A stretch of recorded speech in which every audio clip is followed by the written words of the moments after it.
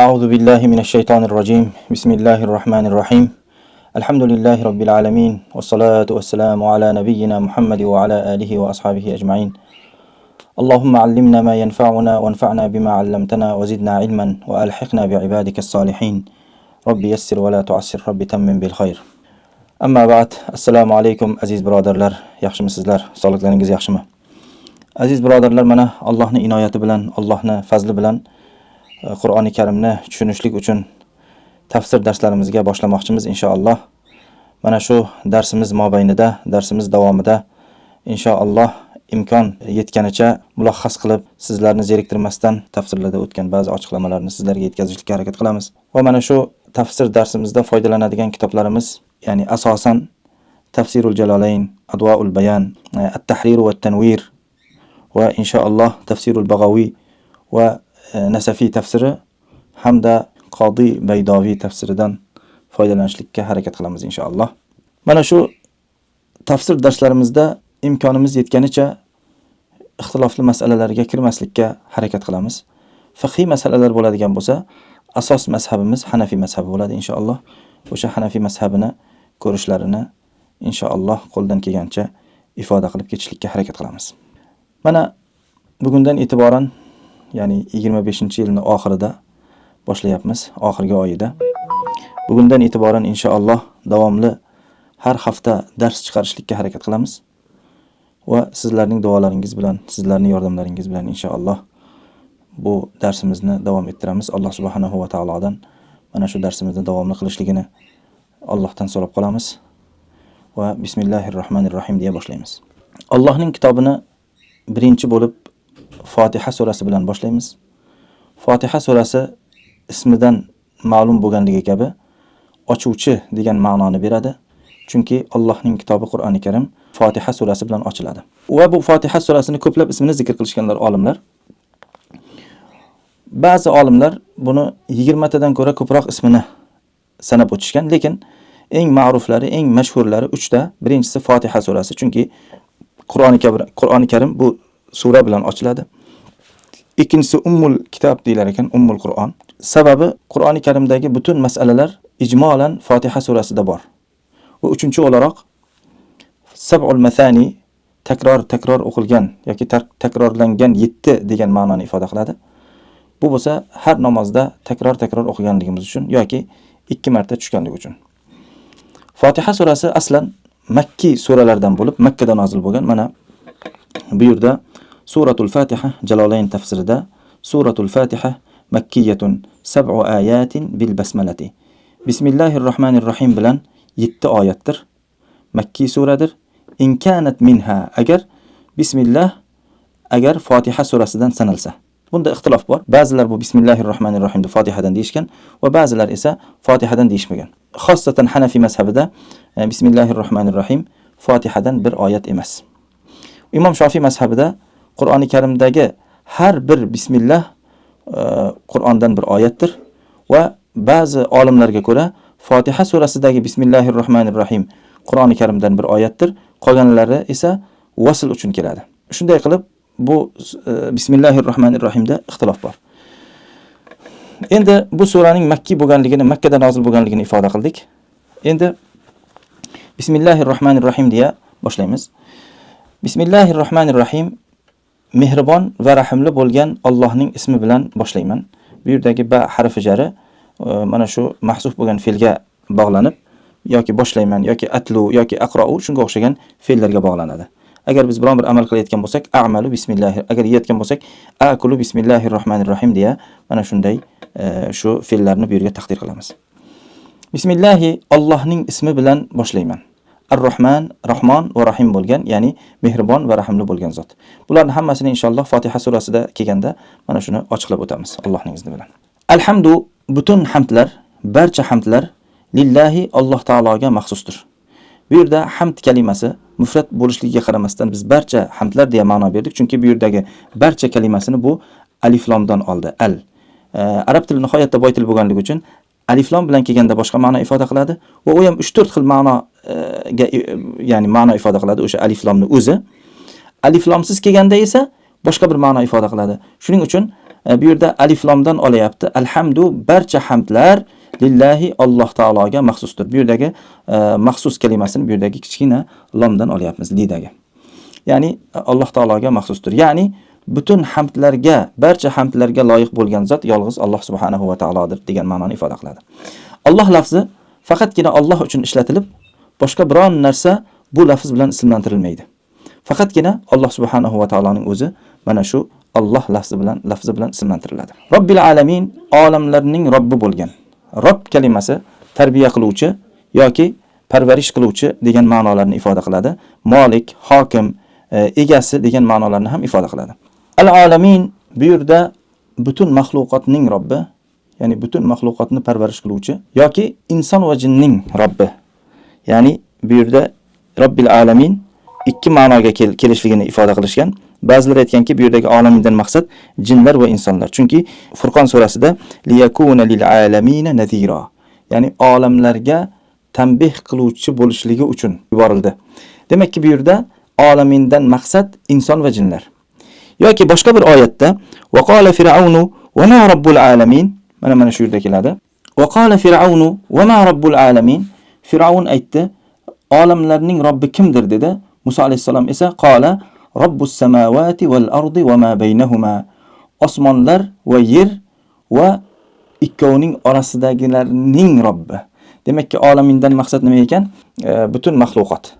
Va bu olamin kalimasi alomatundan keladi. Alomat ya'ni har narsaki o'z yaratuvchisiga, o'z soniyiga alomat bo'lganligi uchun alomat deyiladi. Masalan, yana Furqon surasida inna fi xalqis samawati val ardi va ixtilafil layli wan nahari laayatin liulil albab, bu yerda laayatin al-alamat, ya'ni alomatlar bordir. Nimaga alomatlar bordir?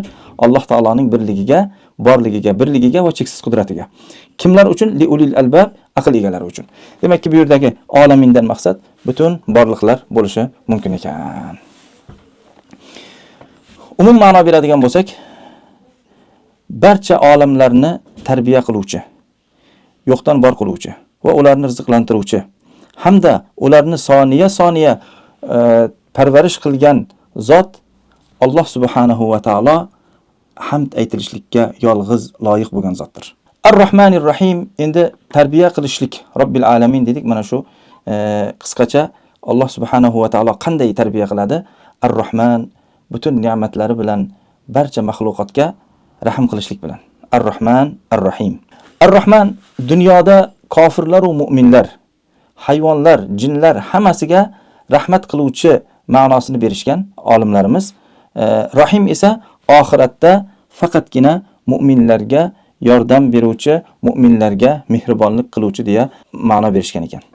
Demakki, bu yerda mana shu oyatlar ham o'sha ma'noni ifoda qiladi. Masalan, deylikki, Ar-Rahmanu alal arshi istawa.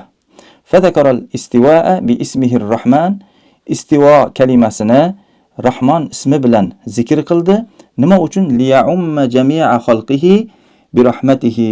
Butun mahluqotni o'z rahmati bilan qoplab olishligi uchun, ya'ni butun rahmati butun mahluqotga tarqalishligi uchun deyapti. Yana bir oyatda misluhu qawluhu ta'ala awalam yaraw ila at-tayri fawqahum. Ular ko'rmaydilarmi o'zlarining ustida bo'lgan qushlarni? Saffatin va yaqbidn, ya'ni qanotlarini qoqqan hollarida, bu yerda qanotini ochib yopishlik degani saffatin va yaqbidn. Ma yumsikuhunna illa ar-Rahman. Mana shu qushlarni faqatgina Rahmon ushlab turibdi osmonda, havo bo'shlig'ida. Demakki, bu yerda ham Rahman kalimasi ishlatilyapti. O'sha dunyoda qushlarni ushlab turishlik. Va min rahmaniyatihi, mana shu tafsirda aytayaptiki, va min rahmaniyatihi lutfuhu bit-tayri. Ya'ni Allohning rahmidanki, ya'ni qushlarga lutf qilishligi. Va imsakuhu iyyaha saffatin va qabidatin. Qanotlarini qoqqan hollarida o'shalarni fi jawwis sama, osmon bo'shlig'ida ushlab turishligi Allohning rahmoniyatidandir deyapti. Demakki, mana shu dunyoda rahim qiluvchi ma'nosiga mana shu oyatlar ham dalolat qilar ekan. Ikkinchisi, Ar-Rahim faqatgina mu'minlarga oxiratda mehribonlik qiluvchi deya ma'no berdik. Bunga ham oyatdan dalil keltiribdi Advoul Bayonda. Va kana bil mu'minin rahima, ya'ni Alloh subhanahu va taolo mu'minlarga nihoyatda mehribondir ma'nosini mana shu yerda mu'minlar bilan birgalikda Rahim kalimasi zikr qilinibdi. Va boshqa oyatlarda ham qarang, Huvallazi yusalli alaykum va malaikatuhu liyukhrijakum minadh-dhulumati ilan-nur va kana bil-mu'minina rahima. Mana shu yerda ham mu'minlardan keyin rahim kalimasi zikr qilinibdi. Demak, bu yerda rahim ma'nosi mu'minlarga qiyomat kunida. Endi hadis sharifda rahimuhuma rahmanud dunya val axira va rahimuhuma deyapti. Bu yerda esa nima uchun ham dunyoda ham oxiratda rahmat qiluvchi degan ma'no rahim kalimasi ishlatilyapti desa, bu yerda aytibdiki, dunyoda ne'matlari bilan, moddiy ne'mat bilan, rahman sifati bilan rahim qilsa, ularni hidoyat qilishlik bilan ularga dunyoda ham mehribonlik qiladi, deyapti. Endi 4-oyat, Maliki yawmiddin, din kunining egasi. Malaka, maliki har xil sifatda o'qilgan, lekin hammasi bir xil ma'noni ifoda qiladi. Din kunining egasi.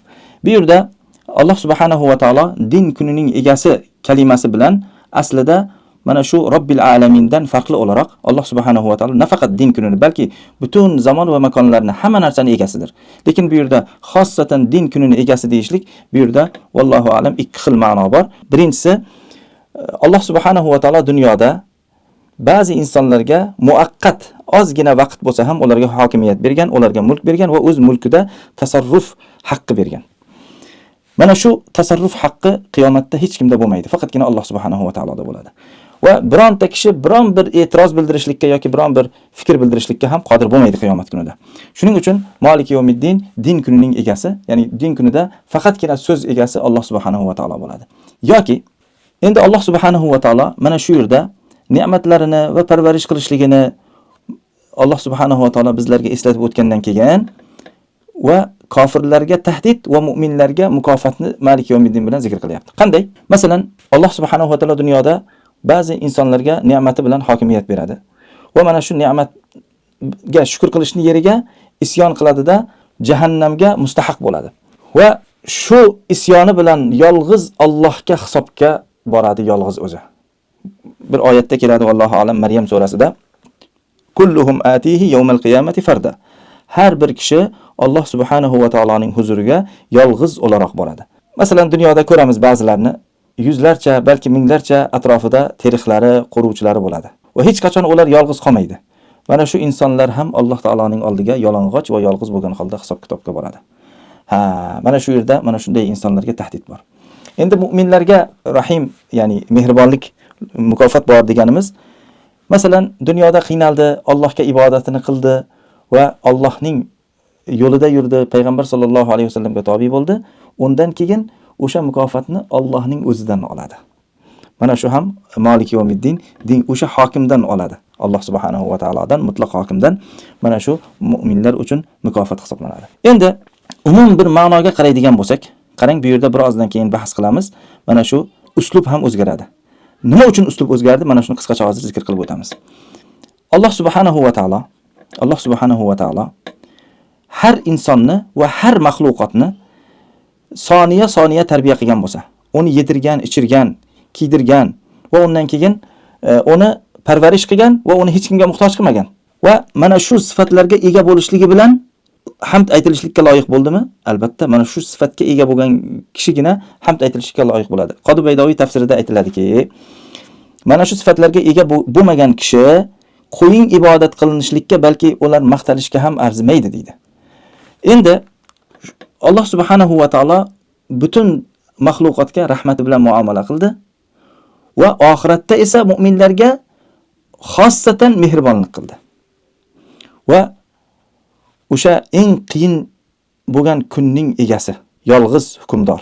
Mana shunday zot ibodatga loyiq bo'lmaydi-da, kim loyiq bo'ladi? Mana shunday zotga ibodat qilinmaydi-da, kimga ibodat qilinadi? Agarki mana shunday zotga ibodat qilinmasa yoki mana shunday zotga ibodat qilmagan kishi asl ahmoq, asl haddini oshgan, asl aqlsiz kishi bo'ladi. Boshqa, ya'ni unga boshqa narsa demaymiz. Shuning uchun Alloh subhanahu va taolo ba'zi joyda ulaika kal an'ami bal hum adall, ular an'omlar, hayvonlar kabidir, balki hayvonlardan ko'ra pastroqdadir, ular adashganroqdir deya marhamat qiladi. Bir o'ylab ko'ring, boshqa bir yo'ldan qaraylik. Deylikki, jannat yoki jahannam degan va qabr azobi degan bir gap yo'q. Inson shu hayotini yashaydi, yashagandan keyin o'lib yo'qib ketadi. Farazan. Lekin shular bo'lmagan taqdirda ham mana shuncha ne'mat bilan ne'matlantirgan zotga ibodat qilinmaydimi? O'sha ne'matlarga shukr o'laroq ham ibodat qilinmaydimi? Albatta ibodat qilinadi. Agarki jahannam yo'q, qabr azobi yo'q, lekin jannat bor desa, mana shu dunyo bilan birgalikda jannat bor deyilsa, yana ibodat necha barobar ko'p qilinadi. Toki ham dunyoda o'sha ne'matlarni bergan zotga shukr qilishlik uchun hamda Alloh subhanahu va taoloning mukofotiga loyiq noil bo'lishlik uchun. Endi mana shular bilan birgalikda qabr azobi bor, savol javob bor, qiyomat kuni bor va jahannam bor. Shunday ekan, Rob taologa ibodat qilmagan, Rob taologa shukr uchun, jannatiga loyiq bo'lishlik uchun, jahannamdan qochishlik uchun ibodat qilmagan odamdan ko'ra badbaxtroq odam bo'lmaydi. Bir o'ylab ko'ring. Biz insonlarda boshqa bir yo'limiz bormi? Yoki ibodat, yoki Allohning yo'lida yurishlik, yoki jahannam. Bizda bu ixtiyor bo'lmagan, bizda bunday ixtiyor yo'q. Ya'ni ya jannat xohlasak ibodat qilamiz, xohlasak ibodat qilmaymiz degan ixtiyorimiz yo'q. Biz ya ibodat qilamiz, ya ibodat qilamiz, boshqa bir choramiz yo'q. Shuning uchun Alloh subhanahu va taolo bu yerda uslubni o'zgartib, qarang bu yerda butun hamdlar Allohgadir. U Alloh Robbul alamin, olamlarning Robbidir. U mehribondir, rahimlidir va u din kunining egasidir. Faqat u. Endi esa bu yerda sen ma'nosiga, ya'ni sen uslubiga o'tdik. Muxotab, ya'ni xitob uslubiga o'tdik. Iyyaka na'budu va iyyaka nasta'in.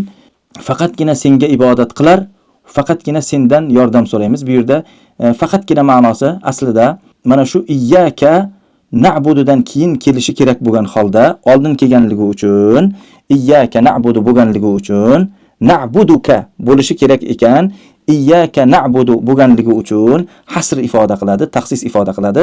Shuning uchun naxussuka bil ibadati deya tafsir berishgan. Qani nima deb tafsir beribdi? Tafsirul Jalolayn. Naxussuka bil ibadati min tawhidin va g'ayrihi. Ya'ni Allohni birlashlik bilan faqatgina ibodatni senga xos qilamiz va boshqa narsalarda ham hamma narsada faqatgina seni yolg'izlaymiz. Va natlubul ma'unata alal ibadati va g'ayriha. Va ibodat uchun faqatgina sendan yordam so'raymiz va boshqa narsalar uchun ham faqatgina sendan yordam so'raymiz deya ma'no beribdi. Bu yerda Tafsirul Jalolayn. Adwaul bayonda esa mana shunday ma'no beribdi. Iyyaka na'budu ashara fi hadhihi al-ayati al-karimati ila tahqiqi ma'na la ilaha illalloh. Mana shu oyati karimada Alloh subhanahu va taolo la ilaha illalloh ma'nosining haqiqatiga ishorat qildi. Lianna ma'naha, chunki uning ma'nosi murakkabun min amrayni, ikki narsadan murakkabdir, nafyun va isbatun. Ya'ni birinchisi nafiy qilishlik, ikkinchisi isbot qilishlik. Ya'ni butun Alloh taolodan boshqa ibodat qilingan, aslan ibodatga loyiq bo'lmagan butun ma'budlarni tark qilamiz, faqatgina senga ibodat qilamiz. Mana shu la ilaha illallohning ma'nosi shu. Ya'ni Allohdan boshqa hech bir iloh yo'qdir. Bu yerda la nafidir, undan keyin illalloh kalimasi isbotdir. Endi bu yerda aytayaptiki, وقد أشار إلى النفي من لا إله إلا الله بتقديم المفعول الذي هو إياك. يعني مفعول بغان إياك oldinga o'tishligi bilan la ilaha illalloh ma'nosidagi nafiga ishorat qildi. Va ashara ila al-ithbat minha biqawlihi na'budu. Va isbot esa ya'ni bu yerdagi illalloh kalimasi isbot, bu yerda na'budu bilan o'shanga ishorat qildi deya zikr qilyapti. Va qad bayyana ma'naha al-mushara ilayhi huna mufassalan fi ayatin ukhra ka qawlihi. Alloh subhanahu va taolo boshqa oyatlarda tafsilan mana shu ishorat qilingan ma'noni ochiqlab berdi. Ya ayyuhan nasu ubudu robbakumul ladzi xalaqakum. Ey insonlar, sizlarni yaratgan Robbingizga ibodat qiling. Fasarraha bil ithbati minha biqawlihi ubudu robbakum. Robbingizga ibodat qiling. Va sarraha bin nafi, nafiyni ochiqlab berdi. Qayerda? Fala taj'alu lillahi andadan va antum ta'lamun. Ya'ni bila mana shu hamma ne'matlar, hamma narsaga qodir bo'lgan zot Alloh taolo bo'lganligini bila boshqasini Allohga o'rtoq, sherik qilmangizlar deya ochiq bu yerda, ya'ni isbot va nafi ochiq ifoda qilindi. Lekin bu yerda esa faqatgina ishorat bilan ifoda qilindi. Iyyaka na'budu va iyyaka nasta'in. Biz Allohga ibodat qilganimiz kabi, yolg'iz Allohga ibodat qilganimiz kabi yolg'iz Allohdan so'raymiz. Nima uchun? Chunki yana o'sha yuqorida zikr qilingan sifatlarga qaytadigan bo'lsak, olamlarni yolg'iz parvarish qilgan zot va rizqni yolg'iz bergan va mukofotni ham yolg'iz beradigan zot. Ya'ni hech kim Allohning rizq berishida, yaratishlikda, parvarish qilishlikda hech kim Alloh taologa sherik emas. Va qiyomat kunida xossatan yolg'iz hisob kitob qiluvchi zot. Demakki bundan shu chiqadi, yolg'iz Alloh har narsaga qodirdir. Demakki biz faqatgina o'sha yolg'iz Allohdan so'rashligimiz kerak bo'ladi. Allohdan boshqa hech kimdan isti'ona, talabul aun, ya'ni yordam so'ramaymiz. Ihdinas siratal mustaqim. Ey Robbimiz, bizlarni haq yo'lga hidoyat qil. Ey Robbimiz, bizlarni haq yo'lga hidoyat. Bu yerda mustaqim haq degani, sirat yo'l degani, haq yo'lga hidoyat qilishligini so'rayapmiz. Nima uchun? Ya'ni aslida insonlar tarafidan hidoyat masalasi oxirgi masalalardan bo'lib qolgan. Har narsaga qiziqadi, har narsaga ahamiyat ko'rsatadi inson o'g'li. Faqatgina hidoyat masalasiga keladigan bo'lsak, buni o'ylab ham ko'rmaydi, balki hech qiladigan ish qolmaganda hidoyatni Alloh taoladan so'raydi. Lekin Alloh subhanahu va taolo insonning baxti saodati uchun Fotiha surasida bitta savol so'rashligini tavsiya qilyapti. Bu ham bo'lsa hidoyat yo'li. O'ylab ko'ring. İnsanlar bir yo'lga chiqdi yoki biron bir yo'lovchi yo'lda ketyapti, o'zini yo'lida. Manzilga yetib borganda uni ajoyib ne'matlar kutib turibdi. Lekin yo'lini tark qilib, oxir oqibati qorong'ulik, jahannam bo'lgan arzimas narsalarga aldanib o'sha yo'llarga kirib ketgan insonmi baxtiyordir? Yoki qiynalib bo'lsa ham, bir qadam bo'lsa ham o'sha abadiy ne'mat sari yo'l olgan kishimi baxtiyordir? Alloh subhanahu va taolo biladi, mana shu kishi baxtiyordir. Zotan aql ham buni mana shu yo'l olgan yo'lovchi baxtiyor bo'lganligini aql ham aytadi. Yoki bir o'ylaylik, masalan, bir jamoat inson bir kemaga mindi. Kemaga minganida ularga aytildiki, kemani egasi ularga aytdiki, bir kun, ba'zilaringiz 2 kun, ba'zilaringiz eng ko'p bir haftada o'z manzillariga, bekatlariga tushib qoladi. O'sha tushib qolganida ya ularni abadiy saodat kutib turibdi yoki abadiy zindon kutib turibdi. Keyin insonlar so'raydi kemaning ichidagi jamoat. Biz abadiy saodatga yetishligimiz uchun nima qilishligimiz kerak deydi? Aytadiki, abadiy saodatga yetishligingiz uchun mana shu narsalarni qilishligingiz kerak. Agarki mana shularni qilmasdan boshqa nojo'ya narsalarni qiladigan bo'lsangiz, abadiy zindonga kirasiz deyilsa. Endi insonlar so'rasaki, biz qanday qilib 3 kun, 4 kun och qolmaymizmi desa, sizlar o'sha manzilingizga yetib borguncha baliq tutib, o'shani iste'mol qilib yetib borasizlar deyilsa. Va insonlar manzilini unutib baliq tuta boshlasa, o'sha kemaning ichida 1 tonna baliq tutdi, 2 tonna, balki 7 avlodiga yetadigan baliq tutdi. Holbuki manziliga yetganda butun baliqlarni tashlab ketadi kemaning ichida. Uni bitta baliq olib keta olmaydi nariyoqqa. Shunda ham ba'zilar chiqdi-da aytdiki, "Hoy insonlar, sizlar esdan chiqardingizmi? Kechagina bizga aytildiki, ba'zilarimiz 2 kun sonra, ba'zilarimiz 3 kun sonra manzilimizga yetib boramiz. O'sha manzilimizga yetib borguncha baliq tutsak-da, o'shan bilan kifoyalansak, zotan bizni manzilga yetib borgandan keyin abadiy saodat, jannat kutib turibdi. Biz nima qilamiz mana shu oddiy narsa bilan ya'ni mashg'ul bo'lib qolib zindonga ketamiz oxir oqibat deyilsa, bu baliq tutuvchi insonlar uni olib ursalar, so'ksalar, sen bilmaysan, sen eskichisan desa, ajabo qaysisi baxtiyor bo'lardi? O'sha nasihatni beruvchi, o'sha abadiy saodatini o'ylagan kishimi yoki baliq bilan avora bo'lib qolib, undan keyin abadiy zindonga kirgan kishimi? Albatta, o'sha yo'lidan adashmagan, asl maqsadidan adashmagan, abadiy saodatga yetishuvchi kishi. Shuning uchun Alloh subhanahu va taolo bu yerda bizdan bitta narsa so'rashlikni tavsiya qilyapti. Bu ham bo'lsa nimadir? Ihdinas siratal mustaqim, bizlarni to'g'ri yo'lga hidoyat qil. Qani ihdinas siratal mustaqimda ihdinas siratal mustaqim ay arshidna ilayhi, bizlarni o'sha yerga boshla. Va yubdalu minhu va bundan badal keltiriladi. Badal qaysi? Siratal ladina an'amta alayhim, shunday kishilarning yo'llariki sen ularga ne'mat bergan kishilarning yo'llari. Bil hidayati va yubdalu minal ladina bisilatihi, ya'ni g'ayril mag'dubi alayhim valaddallin, va mana shundan keyin mana shu ham badal qilindi deyapti. Ya'ni bu arab tilida badal mubdal min degan narsa bor. G'azabga duchor bo'lgan insonlarning yo'liga emas. Bular yahud, bularning yo'liga emas. Va wala g'ayriddallin, va zalolatdagi insonlarning yo'llariga ham emas. Va hum an-nasara, va bular esa nasoralardir. Va nuqtatul badali, bu badalning chuqur ma'nosi ifadatu anna al-muhtadina laysu yahudan wala nasara. Ya'ni o'sha hidoyat topganlar na yahudilardir, na da nasroniylardir. Vallohu a'lamu bis-savabi. Alloh subhanahu va taolo to'g'rini yana ham yaxshiroq biladi, yana ham biluvchiroqdir. Va ilayhil marji'u wal ma'ab. Va qaytish faqatgina ungadir va sig'inish faqatgina boshpana so'rashlik undandir deyapti. Bu yerda qanday ma'no beribdi? Bu yerga qaraydigan bo'lsak, inshaalloh, ihdinas siratal mustaqim siratal ladzina an'amta alayhim lam yubayyin huna man haula'i alladzina an'ama alayhim. Ya'ni ularga ne'mat berilgan kishilar yoki un'ima alayhim, ularga ne'mat berilgan kishilar bu yerda bayon qilinmadi.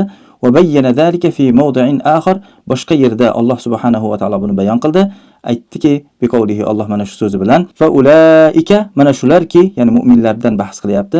Ma'allazina, shunday insonlar bilan birgaki, an'amallohu alayhim, Alloh taolo ularga ne'mat bergan, minan nabiyina, bular kimlardandir? Nabiylardan, payg'ambarlardan, va siddiqina, sodiqlardan, va shuhadaa, shahidlardan, va solihin, va solihlardan bo'lgan. Demakki, ne'mat berilgan zotlar kimlardir? Nabiylar, shahidlar, siddiqlar va solihlardir. Tanbihani, ikki tanbih debdi, qani bu yerdan nima debdi? Mana shuni o'qisak yaxshi bo'ladi. Yu'khadhu min hadhihi al-ayati al-karimati sihhatu imamati Abi Bakr as-Siddiq radhiyallohu anhu. Ya'ni Abu Bakr radhiyallohu anhu imomatining sahihligi haqida tanbih bordir. Li'annahu dakhilun fi man amarana Allohu fi as-sab'i al-mathani wal-Qur'an al-azim.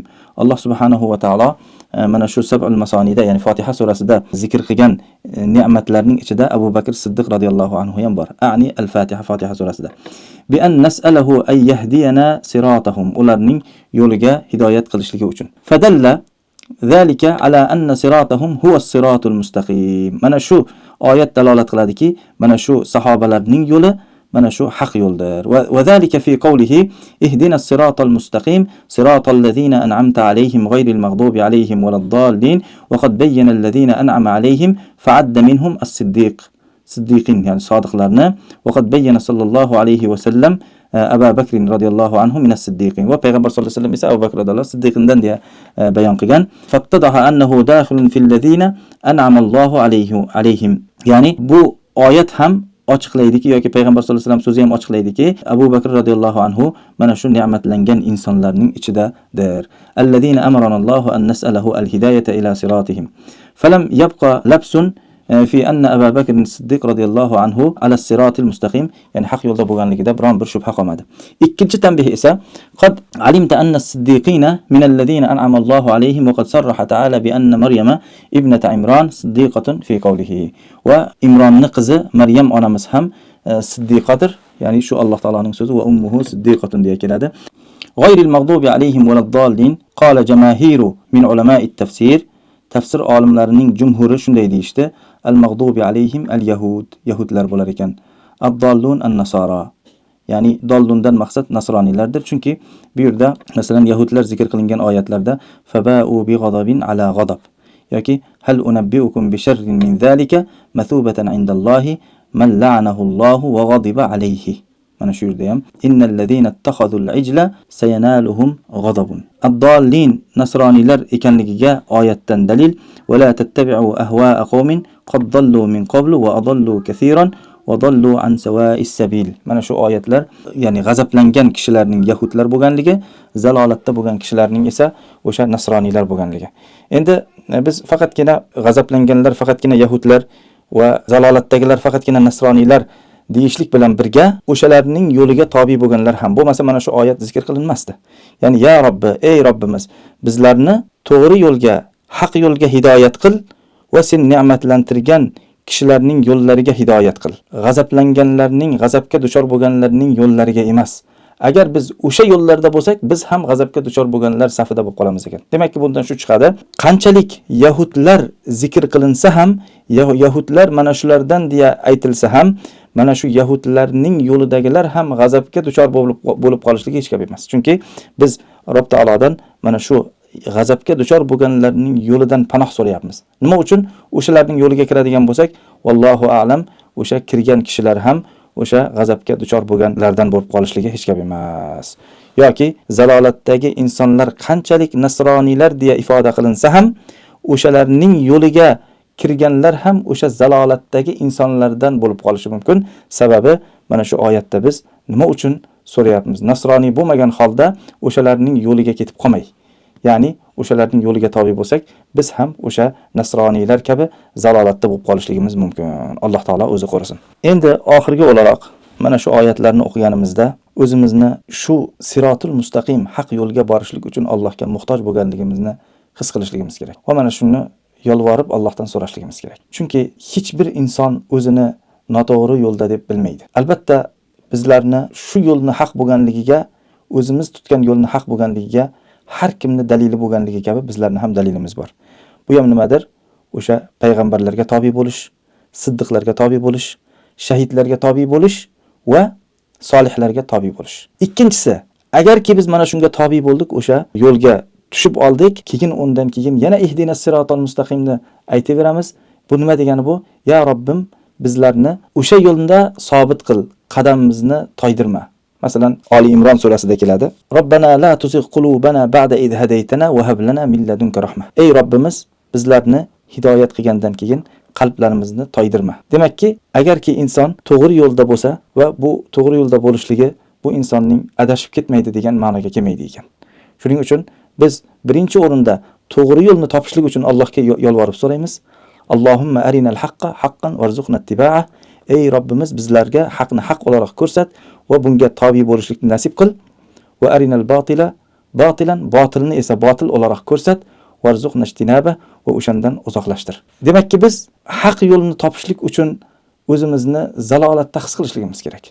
Agar ya Robbi sen bizlarni haq yo'lni sen ko'rsatmasang biz aslo haq yo'lni topolmaymiz. Chunki dunyodagi qancha firqa bo'lsin, qancha jamoat bo'lsin, kim bo'lishidan qat'iy nazar, hatto ahli sunnat sanalmagan ba'zilar ham o'zlarini haq yo'lda deb biladi. Shuning uchun biz o'shalarning ichida haq yo'lga tushib olishlik uchun Allohdan, Allohning yordamiga, Allohning hidoyatiga ehtiyojimiz bor. Haq yo'lga tushib olgandan keyin Allohning bizlarni sobit qadam qilishligiga ehtiyojimiz bor. Va harakatimiz shu bo'lish kerakki, payg'ambarni, siddiqlarni, shahidlarni va solihlarni tanishligimiz kerak, o'shalarni yo'liga tobi bo'lishligimiz kerak. Yana yahudlarning yo'lidan va bularning moda degan yoki kundalik kunimizda bularning yo'liga tobi bo'lib ketgan musulmonlar la tattabi'unna sunana man kana qablakum deya payg'ambar sollallohu alayhi vasallamdan zikr qilinadi. Ya'ni sizlar yahud va nasroniylarning yo'liga tobi bo'lasizlar. Zira'an bi zira'in, shibran bi shibrin, ya'ni qadam-qadam, qarish-qarish deyiladi. Mana kunimizda ko'ryapmiz, kiyimda, soch qisqartirishlarda va butun yashash uslublarimizda yahud va nasroniylarga o'xshab ketayotganligimiz ma'al asaf ming afsuslar bo'lsinki, mana shu ko'rinib qolyapti. Biz birinchi o'rinda o'sha payg'ambarlarni, o'sha sahobalarning hayotini bir ko'z o'ngimizga keltiraylik. Undan keyin yahudlarni va nasroniylarning hayotlarini ko'z o'ngimizga keltiraylik. Undan keyin ajabo bizning yashashimiz, bizning holimiz qaysisiga yaqin deya har kun mana shuni taroziga qo'yib tortib ko'rishligimiz kerak. Biz o'zidan o'zi ey Robbimiz bizlarni hidoyat qil deyishlik bilan bo'lmaydi. Alloh subhanahu va taolo vallazina jahadu fina layahdiyannahum subulana. Bizning yo'limizda harakat qilgan, tirishgan, g'ayrat qilgan insonlarnigina biz o'z yo'limizga hidoyat qilamiz deb. Demakki, biz nima qilishligimiz kerak? Bizdan mana shu harakatlar bo'lishi kerak ekan. Mana bugun Fotiha surasining tafsirini tugatdik. Inshaalloh yana davom etamiz. Har hafta bitta dars chiqarishga harakat qilamiz. Va axiru da'wana anil hamdulillahi robbil alamin.